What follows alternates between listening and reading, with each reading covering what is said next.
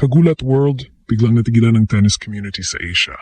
Sa gitna ng Japan, sa Tokyo Tournament, isang kagaganapan ang nagpapitata ng lakas at determinasyon ni Alex Ayala na makamit ang kanyang Grand Slams WTA goals. Sa first round match, laban sa local na pambato na si Naho Sato, inaasahan ng karamihan ang isang matinding bakbakan. Isang battle of attrition na abot sa 3 set, lalo na't nasa home soil ang Japanese player. Ngunit ang ipinakita ni Ayala ay hindi lang tagumpay. Ito ay isang iskandalosong dominasyon na nagpakita na wala na siyang kinikilalang teritoryo sa tennis. Ang laro ay naging isang one-sided affair na nagdulot ng malaking shock factor sa buong Japan at nagbigay ng matinding Pinoy pride sa Pilipinas. Mabilis at walang awang pinasabog ni Ayala ang depensa at open sa ni Sato. Ang kanyang power game ay nasa rurok at ang kanyang precision sa bawat corner ay nagpahirap sa Japanese player. Sa loob lang ng ilang minuto, nakuha niya ang unang set sa isang nakakabiglang 6-1 sweep. Ang resulta nito ay nagpapatunay na ang hard work at sacrifice ni Ayala sa Europe ay nagbunga na kayanan niyang makipagsabayan o higitan pa ang mga top-level na ITF players sa kanilang sariling bansa. Ang pressure na dapat ay nasa teenager na Pinay ay nailipat kay Sato na hindi nakasabay sa intensity ng laro. Ang laban ay nagpatuloy sa parehong pacing sa second set. Kahit anong gawing adjustment ni Sato, laging may sagot si Ayala. Ang kanyang footwork ay impeccable at ang kanyang forehand ay naging consistent weapon na nagpapahirap kay Sato na makahanap ng tamang ritmo. Sa huli, tuluyan niyang kinuha ang set sa score na 6-12 na nagtatapos sa laro sa loob lamang ng isang oras. Ang 6-1, 6-2 na straight sets victory ay hindi lang nagbigay sa kanya ng seryosong ranking points.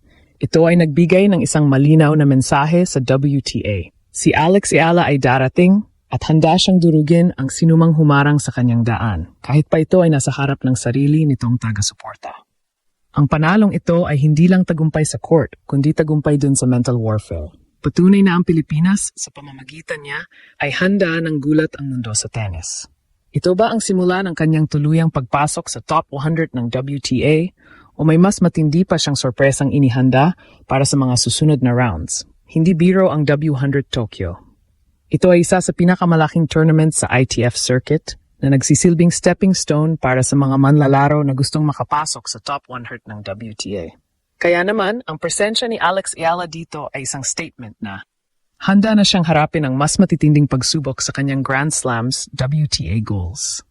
Ang kanyang unang kalaban, ang lokal na pambato na si Naho Sato, ay may home court advantage at may determinasyon na patunayan ang sarili sa harap ng kanyang kababayan. Ngunit sa pagpasok pa lang ng court, ipinakita ni Ayala na ang pressure na dapat ay para sa kanya ay ililipat niya sa Japanese player. Ang shock factor ay nagsimula agad sa opening serve. Mula sa simula, naglabas si Ayala ng isang intensity na hindi kayang tapatan ni Sato. Ang laban ay naging isang masterclass ng clean hitting at calculated aggression. Ang kanyang serve ay matalim at ang kanyang return game ay mas agresibo, na agad na binabasag ang rhythm ni Sato. Ang mga power forehand at two-handed backhand ni Ayala ay dumadating ng sunod-sunod na nag-iwan kay Sato na walang sagot at tila nalulunod sa bilis ng laro. Sa loob lamang ng maikling panahon, ang teenager na Pinay ay nagpakita ng isang clinical efficiency na bihirang makita sa kanyang edad. Ang resulta ay isang iskandalosong 6-1 sa unang set. Ang mabilis na sweep na ito ay nagbigay ng malaking ginulat ang mundo moment.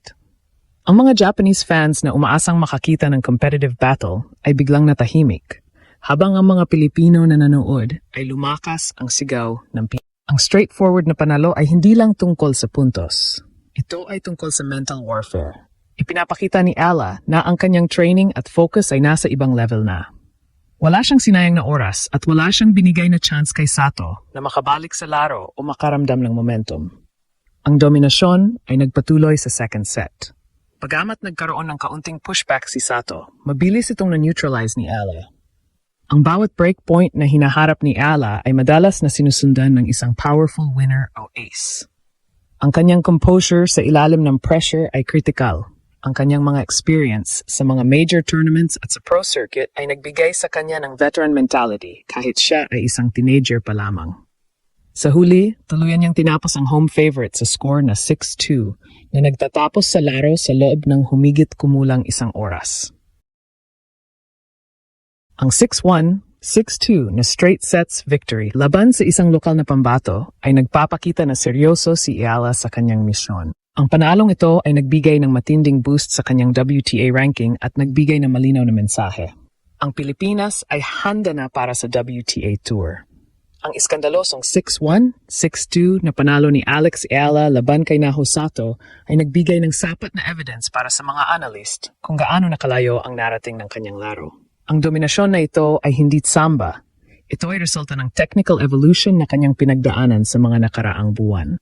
Kung sa mga nakaraan niyang laro ay minsan siyang nagpapakita ng inconsistency, sa laban na ito sa W100 Tokyo, solid at reliable ang kanyang strokes. Ang dalawang aspeto na nagdala sa kanya sa mabilis na tagumpay ay ang kanyang forehand power at ang serve efficiency. Ang kanyang trademark na forehand ay naging absolute weapon. Pilit siyang nag-aatake sa weak side ni Sato na nagtutulak sa Japanese player palayo sa court. Kapag nakakuha na ng sapat na angle, binibira niya ang inside-out forehand na kadalasan ay unreturnable winner. Ito ay nagpapakita na ang kanyang training sa Nadal Academy ay nagturo sa kanya kung paano gamitin ang topspin at power ng magkasabay na nagiging nightmare para sa mga kalaban na umaasa lang sa flat ball. Ang power na ito ay nagbibigay ng matinding shock factor dahil bihira ang nagtataglay ng ganung intensity sa kanyang edad. Bukod sa forehand, ang kanyang serve ay naging critical factor sa mabilis na pagtapos ng laro. Sa laro ni Ayala, nakita na mas tumaas ang kanyang first serve percentage at ang pace ng kanyang second serve. Ang consistency sa serving ay nagbigay sa kanya ng madaling service games na nagbigay sa kanya ng pagkakataon na maging mas agresibo sa return games.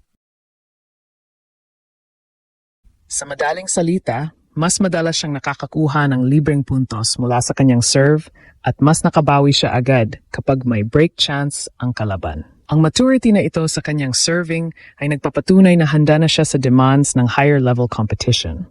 Ang panalong ito ay may malaking epekto sa kanyang WTA ranking.